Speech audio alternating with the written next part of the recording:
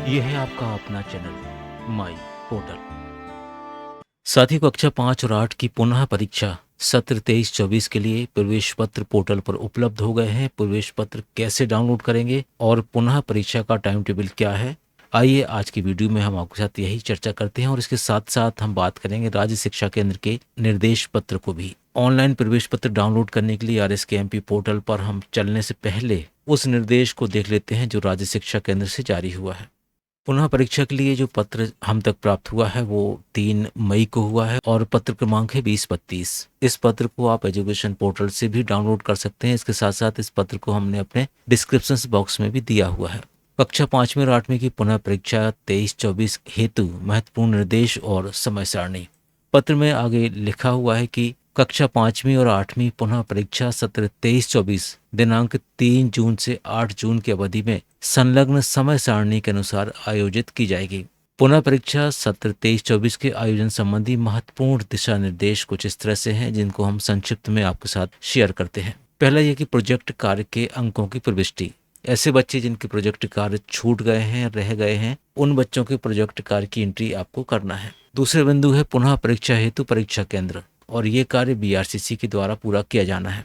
इसके बाद शालाओं की परीक्षा केंद्र से मैपिंग, और ये कार्य भी BRC स्तर से पूरा किया गया है। चौथा बिंदु है परीक्षा केंद्र तक परीक्षार्थियों को पहुंचाने का दायित्व। इसको हम आपको बता देते हैं। लिखा हुआ है पुनः परीक्षा हेतु मैप किए गए परीक्षार्थियों की परीक्षा में उपस्थिति एवं परीक्षा केंद्र तक पहुंचने का दायित्व संबंधित शाला प्रमुख या शिक्षक का होगा।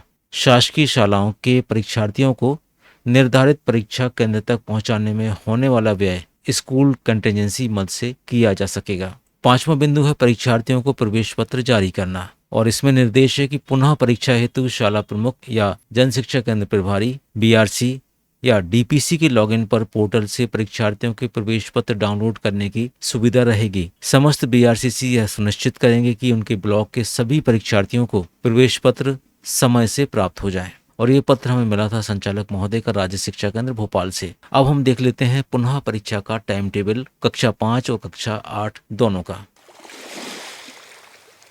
कक्षा 5 का पुनः परीक्षा टाइम टेबल यानी समय सारणी।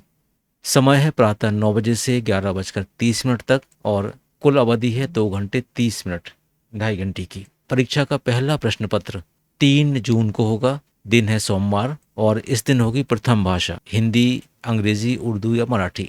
इसके बाद दूसरा प्रश्न पत्र है 4 जून को, मंगलवार को, और इस दिन होगा गणित का प्रश्न पत्र या दृष्टिबाधित बच्चों के लिए संगीत का। 5 जून बुधवार को द्वितीय भाषा का प्रश्न पत्र होगा, अंग्रेजी अथवा हिंदी। इसके बाद चौथा प्रश्न पत्र होगा 6 जून को, गुरुवार को, और इस दिन बच्चों को मिलेगा पर्यावरण अध्ययन का प्रश्न पत्र। 7 जून शुक्रवार, और इस दिन होगी अतिरिक्त भाषा, जिनमें से हिंदी, संस्कृत, उर्दू या पंजाबी। कुछ निर्देश भी दिए हुए हैं।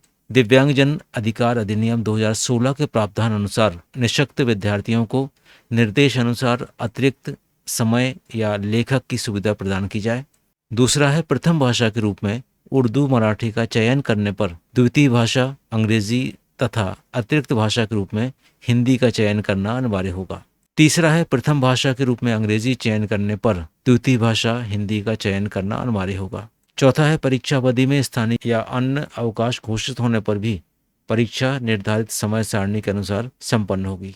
अब देख लेते हैं कक्षा 8 का टाइम टेबल। समय वही 9 बजे से 11:30 यानी 2 घंटे 30 मिनट। पहला प्रश्न पत्र 3 जून यानी सोमवार को प्रथम भाषा का हिंदी, अंग्रेजी या उर्दू, मराठी। इसके बाद द्वितीय प्रश्न पत्र 4 जून को मंगलवार को गणित और दृष्टिबाधित बच्चों के लिए संगीत का प्रश्न पत्र।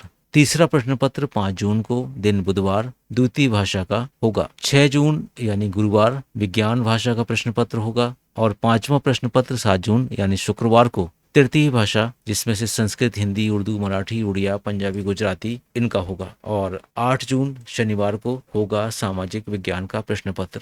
यहाँ पर भी वही निर्देश दिए हैं जो कक्षा 5 में आपने देखे थे। ये तो थे टाइम टेबल और राज्य शिक्षा केंद्र का निर्देश। और अब चलते हैं RSKMP पोर्टल पर, देखते हैं कैसे निकलेंगे और किस तरह की जानकारी प्रवेश पत्र में दी गई है। लॉगिन कर लेते हैं rskmp.in।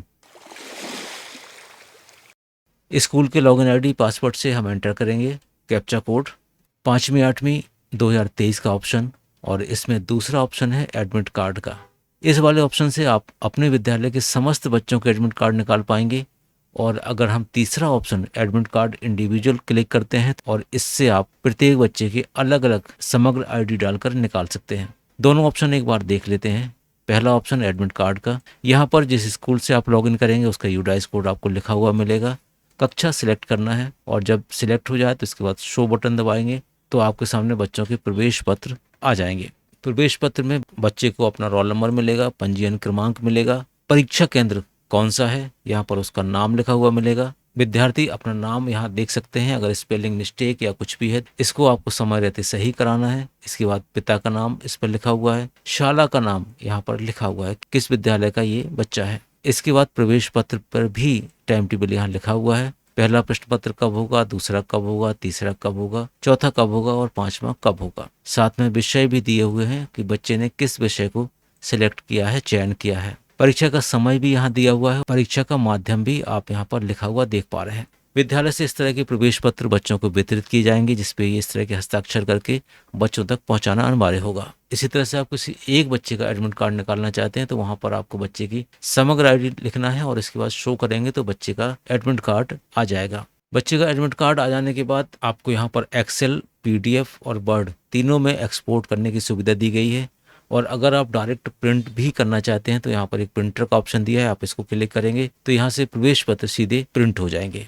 उम्मीद है आप इस तरह से समस्त बच्चों को प्रवेश पत्र समय से उपलब्ध कराएंगे और बच्चों के साथ कोऑर्डिनेट करके परीक्षा में सम्मिलित होने हेतु जरूर प्रोत्साहित करेंगे। उम्मीद है आपको ये वीडियो पसंद आया होगा। मिलते हैं एक नए वीडियो में एक नए टॉपिक के साथ, तब तक के लिए थैंक्स फॉर वॉचिंग।